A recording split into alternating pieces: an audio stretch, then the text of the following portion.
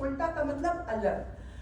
वाल्मीकि जी ने जब रामायण लिखना आरंभ किया तो वो सीधे सीधे अपने तथ्य के ऊपर आ गए, अपने विषय के ऊपर आ गए। उनका विषय था राम जी का चरित्र अंकन करना, इसलिए प्रथम सर्ग से ही उन्होंने राम की कथा आरंभ कर दी। लेकिन रामचरितमानस में बाल कांड के 191 दोहे में जाकर के आपको राम जी का दर्शन होगा, क्योंकि 191 दोहे के बाद राम जी का अवतरण इस धरती पर होता है। भय प्रगट कृपाला दीन दयाला, ये 191 दोहे के बाद आता है। आप सोच के देखिए, तो 191 दोहों तक उन्होंने क्या किया, उन सैकड़ों चौपाइयों में उन्होंने क्या किया? तो उन्होंने पहले तो ये बताया, पहले सबकी वंदना की, गुरु की वंदना जो हमारी परंपरा है, संतों की वंदना, और यहाँ तक कि असंतों की भी वंदना, दुष्टों की भी वंदना। और ये सब करके उन्होंने बताया कि रामचरितमानस नाम उन्होंने क्यों रखा, और उसका दायित्व, उसका श्रेय उन्होंने स्वयं नहीं लिया। उन्होंने कहा रचि महेश निज मानस राखा, यानी ये जो राम कथा मैं लिखने जा रहा हूँ, ये मेरी राम कथा नहीं है, इसमें मेरा कोई भी योगदान नहीं है। इस राम कथा को पहले रचि महेश, महेश मैंने शिव जी ने पहले इसे रचा था, और निज मानस राखा, उन्होंने इसे अपने मन में रखा। तो मानस के यहाँ पे दो अर्थ हो गए। मानस का अर्थ मन, यानी भगवान शिव के मन से ये कथा निकली है। और दूसरी बात है, मानस का अर्थ है मानसरोवर। मानसरोवर की विशेषता क्या है? बहुत सारी विशेषताएं हैं, मैं एक बात बताऊंगी कि कोई भी जो सरोवर होता है, नदी और सरोवर में अंतर क्या है? नदी के केवल दो घाट होते हैं, दो किनारे होते हैं। ये नदी है, एक किनारा इधर, एक किनारा उधर। लेकिन जो झील होती है, जो सरोवर होता है, उसके चार किनारे होते हैं, चार तट होते हैं। और चार तट होने से लाभ क्या है? आप उधर बैठे हैं, आपको कहीं जाना नहीं है, आप यहाँ से सीधे आइए और इस मानसरोवर में आकर के डुबकी लगा लीजिए। मैं यहाँ हूँ, मैं यहाँ से आ सकती हूँ, शिखा जी वहाँ से आ सकती हैं, और जो इधर बैठा है वो इधर से आ सकता है। यानी इस मानसरोवर में, राम चरित रूपी मानसरोवर में, भगवान राम के चरित्र के मानसरोवर में कोई कहीं से भी आकर के डुबकी लगा सकता है। और इसीलिए तुलसीदास जी ने कहा कि रामचरितमानस के एक तट पर भगवान शिव कथा सुना रहे हैं। और किसे सुना रहे हैं? पार्वती जी को। और कहा उन्होंने, यह शुभ उमा शंभु संवादा। मेरे पति जो रामचरितमानस के, राम कथा के बहुत बड़े अध्येता, बहुत बड़े विद्वान रहे, जिन्होंने अनेक पुस्तकें लिखी हैं, और जो आज हमारे बीच नहीं हैं, लेकिन जिन्हें 24 घंटे में याद रखती हूँ, याद करती हूँ, उनका स्मरण करते हुए मैं बताऊं कि वे हमेशा मजाक भी बहुत करते थे। वो राम कथा करते थे, लेकिन बीच बीच में उनके जोक चलते रहते थे। तो उन्होंने कहा कि देखिए, तुलसीदास जी को भी लिखना पड़ा कि यह शुभ उमा शंभु संवादा, क्योंकि पति पत्नी के बीच शुभ संवाद तो होता ही नहीं है। जैसे ही संवाद आरंभ होगा, कहीं ना कहीं नोक झोंक और कलह होने लगेगा। इसलिए तुलसीदास जी ये बात जानते थे, तो उन्होंने कहा यह शुभ उमा शंभु संवादा, ये शुभ संवाद है। पति पत्नी के बीच संवाद चल रहा है, लेकिन कितना श्रेष्ठ संवाद है। क्यों? क्योंकि ये संवाद घर गृहस्थी का नहीं है, ये संवाद है भगवान राम के चरित्र का, उनकी लीला का, उनका यशोगान हो रहा है, इसलिए शुभ तो होना ही है।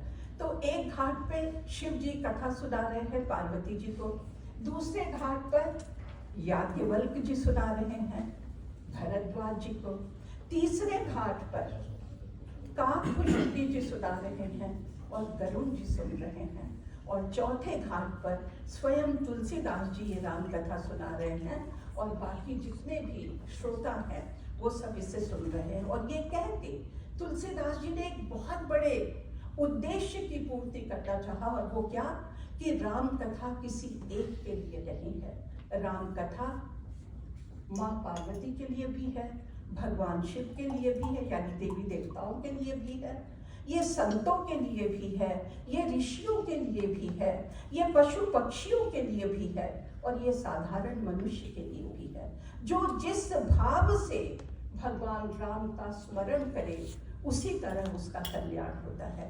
तो इसीलिए उन्होंने नाम रखा रामचरितमानस। बहुत से अनेक कारण हैं, लेकिन यहाँ ये मेरा विषय नहीं है, चूंकि मैं तो बोलने वाली नहीं थी, और सिंह साहब ने कहा कि नहीं आपको 5 मिनट बोलना है, इसलिए मैं ये बात आपके सामने रख रही हूँ। और दूसरी बात आपने प्रबंधन की कही, मैं एक बात उस प्रबंधन से संबंधित, मैं प्रबंधन आपने कहा था कि किस प्रकार रामायण में प्रबंधन है। रामायण तो प्रबंधन का ही ग्रंथ है। प्रबंधन हमारे पूरे जीवन भर प्रबंधन चलता रहता है। हर बात में हमें 10 बजे कहीं पहुंचना है, टाइम मैनेजमेंट, कैसे पहुंचेंगे, सारे काम समाप्त करके आप कैसे कहीं किसी समय पर पहुंच पाएंगे, ये भी प्रबंधन है। तो प्रबंधन तो हमारे पूरे जीवन भर, जब से हम पैदा होते हैं और जब तक रहते हैं तब तक प्रबंधन के सूत्र जो अपने जीवन में ले आते हैं वही सफल हो पाते हैं। और रामायण रामकथा हमें प्रबंधन बताती है। मैं एक उदाहरण आपको दूंगी कि जब राम जी और रावण का युद्ध हो रहा है, रामचरितमानस का उदाहरण दूंगी कि जब राम जी और रावण का युद्ध हो रहा है, तो आपको मालूम है हमारे राम जी तो तपस्वी थे, उनके पास तो कुछ था ही नहीं, शायद खड़ाऊं थी वो भी भरत जी ले गए थे। नंगे पांव हमारे राम, केवल एक धनुष बाण उनके पास और कुछ अस्त्र शस्त्र जो अगस्त ऋषि ने उन्हें दिए थे। और दूसरी ओर रावण, आप सोच सकते हैं, सोने की लंका का अधिपति, जिसके पास किसी भी चीज की कोई कमी नहीं, हर प्रकार के अस्त्र शस्त्र सब कुछ है उसके पास। और जब वो अपने रथ पर बैठ करके युद्ध के लिए आता है और राम जी को युद्ध करना है, तो विभीषण कांप उठते हैं। मुझे पहली बार जब मैंने पढ़ा तो मुझे बड़ा आश्चर्य हुआ कि विभीषण को दुखी होने की क्या आवश्यकता थी। विभीषण के बारे में लिखा तुलसीदास जी ने, रावण रथी बिरथ रघुबीरा, देखी विभीषण भयउ अधीरा। जब विभीषण ने देखा कि रावण रथ पर आ रहा है और राम जी के पास कुछ भी नहीं है, तो वो अधीर हो जाता है। और आगे चौपाइयों में कहता है कि नाथ न रथ नहीं तन पद त्राना, कहीं विधि जितब वीर बलवाना। हे राम जी, आपके ना तो पैरों में जूते हैं, ना शरीर पर कोई कवच है, आप कैसे रावण से युद्ध करेंगे। और ऐसे में राम जी को क्या होना चाहिए था, मैं प्रबंधन की बात कर रही हूँ, राम जी को हतोत्साहित हो जाना चाहिए था। राम जी को कहना चाहिए था, आपका स्वागत है, राम जी को कहना चाहिए था कि हाँ विभीषण तुम सच कह रहे हो, ये युद्ध तो जीत पाना मेरे लिए असंभव है। और उनकी जो मन की शक्ति है, जो मनोबल है, उसे क्षीण हो जाना चाहिए था। लेकिन यदि किसी नेता का मनोबल कम हो जाए तो उसकी सेना का, उसके सहयोगियों का, उसके साथियों का क्या हाल होगा, आप सोच सकते हैं। इसलिए राम जी बिना विचलित हुए विभीषण को उत्साह दिला रहे हैं और कह रहे हैं कि जिस रथ से और जिन अस्त्र शस्त्रों से युद्ध जीता जाता है विभीषण, ये वो रथ नहीं है जिससे रावण आ रहा है, वो कोई और ही रथ होता है। और पूरा वर्णन करके बताते हैं 11 चौपाइयों में कि किस प्रकार जब जीवन में श्रेष्ठ मूल्य आते हैं तब जा करके हम विजय प्राप्त कर पाते हैं। तो ये प्रबंधन का एक छोटा सा नुस्खा कि विपरीत से विपरीत परिस्थिति में भी नेता को कभी भी हतोत्साहित नहीं होना चाहिए, बल्कि उसे अपनी टीम का हमेशा मनोबल बढ़ाना चाहिए। और एक छोटा उदाहरण और दूंगी जो मुझे बहुत प्रिय है, कि जब अंगद को राम जी भेज रहे हैं दूत बना करके, सेना आ गई है, युद्ध आरंभ होने जा रहा है, हम होते तो युद्ध आरंभ कर देते, लेकिन राम जी पूरा समय ले रहे हैं और अंगद को भेजते हैं कि जाओ, युद्ध तो होना है लेकिन एक अंतिम बार हम प्रयास कर ले कि ये युद्ध रुक जाए। आप जाओ और जा करके रावण के पास शांति का दूत लेकर के जाओ। और जाते समय एक छोटा सा सूत्र देते हैं राम जी।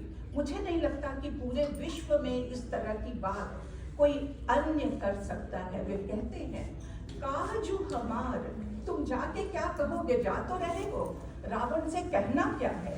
दो बातें, काजू हमार ता सुहित हुई, रिपुसन करहु बतक ही सोई। क्या मतलब? हे अंगद, जब जा रहे हो रावण के पास तो क्या कहोगे कि काज हमार, ऐसी बात करना कि हमारा काम हो जाए। हमारा काम क्या है? सीता जी की ससम्मान वापसी। तो काजू हमार, हमारा काम हो जाए, लेकिन साथ ही तासुहित होई, उसका भी कल्याण हो, यानी मेरे शत्रु का भी कल्याण हो। हम तो कभी नहीं सोच सकते हैं, हम तो बोलेंगे हमारा काम हो, शत्रु जाए जहन्नुम में, लेकिन राम जी को देखिए, राम जी कह रहे हैं हमारा काम भी हो जाए और तासुहित होए, मेरे शत्रु का भी हित हो। हे अंगद, इस प्रकार की बात रिपुसन करहि बतक ही सोई, शत्रु के साथ इस प्रकार का वार्तालाप करना